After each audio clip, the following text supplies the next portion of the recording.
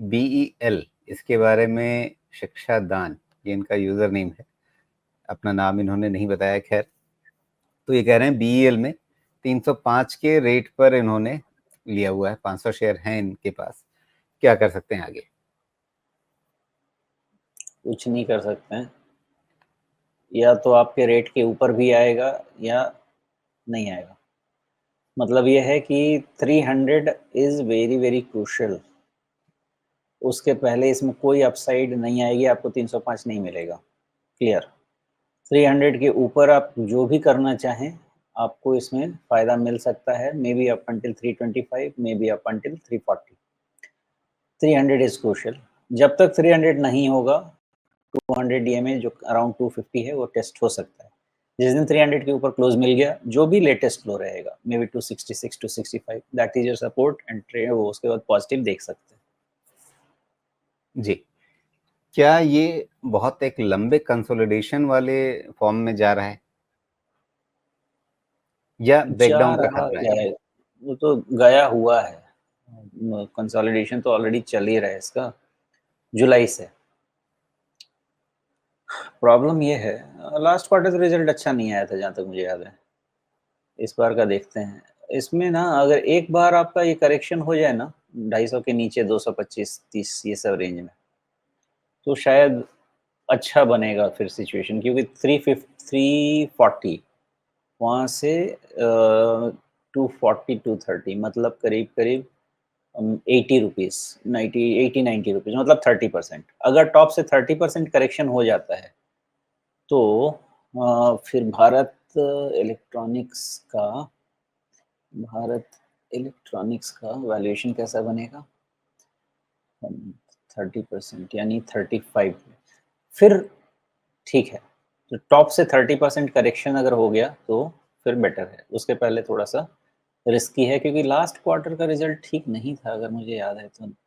नहीं था ना, खराब था रिजल्ट, अच्छा नहीं था, स्लो डाउन दिख रहा था, मार्जिन जी, भी लेकिन कॉम्प्रेस हो चुके थे।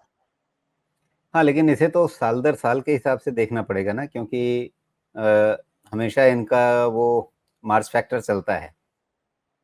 करेक्ट। लेकिन जो प्रीमियम एक्सपेंशन हुआ है उसमें मार्जिन कॉन्ट्रैक्शन नेगेटिव काम करेगा, अगर हम इसलिए वाई वाई मार्जिन ग्रोथ देख अगर हम वाई वाई ग्रोथ देखें जून तिमाही की, तो आपको ठीक ठाक ही लग रही है।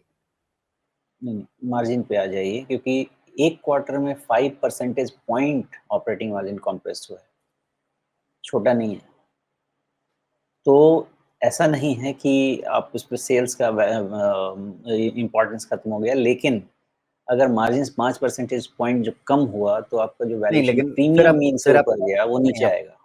वापस इसी टेबल पे हम देख लेते हैं।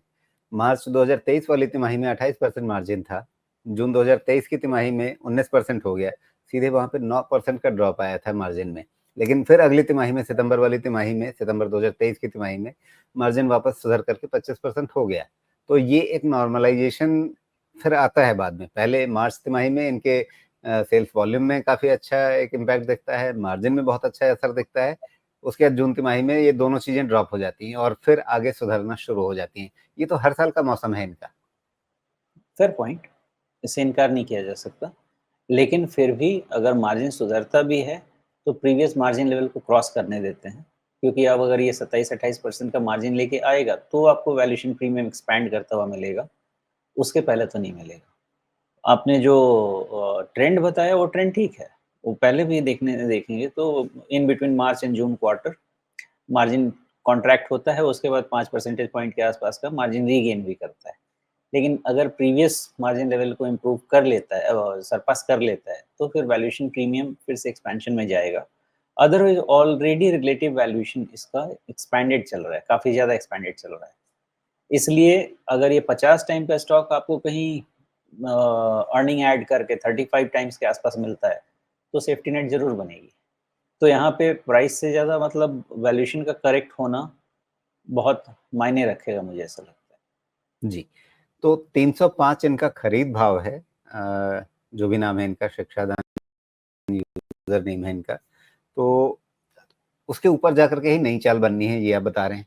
तो अभी फिर उनको करना क्या चाहिए? क्या अभी 305 से थोड़ा सा ही नीचे हैं, एक समय के लिए निकल जाएं, बाद में जब नई चाल बने तब एंट्री करें, या कोई एक रिस्क मैनेजमेंट का एक लेवल डिफाइन करके रख लें कि उसके नीचे फैसले तब निकलेंगे, लेकिन वो लेवल फिर हो सकता है कि काफ़ी नीचे आ जाए।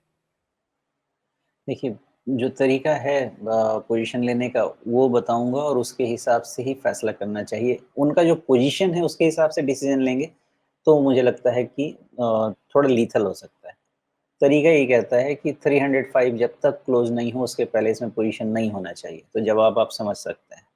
लेकिन जिस दिन 300 के ऊपर क्लोज़ हो जाएगा, तो आप लोएस्ट नहीं भी तो नियरेस्ट सपोर्ट में भी अगर कल के कल मंडे के मंडे 300 के ऊपर क्लोज हो गया तो आपके पास अब 277 का स्टॉप लॉस हो गया। वो सपोर्ट है, फिर राइड कीजिए, प्रोबेबिलिटी ऑफ सक्सेस भी बढ़ेगा, पैसा भी मिलेगा। लेकिन जब तक जी। क्लोज नहीं होता है 300 के ऊपर, ट्रेड बनता ही नहीं है लॉन्ग का, तो लॉन्ग रखना क्यों चाहिए वो एक क्वेश्चन उनको अपने आप को पूछना चाहिए। जी।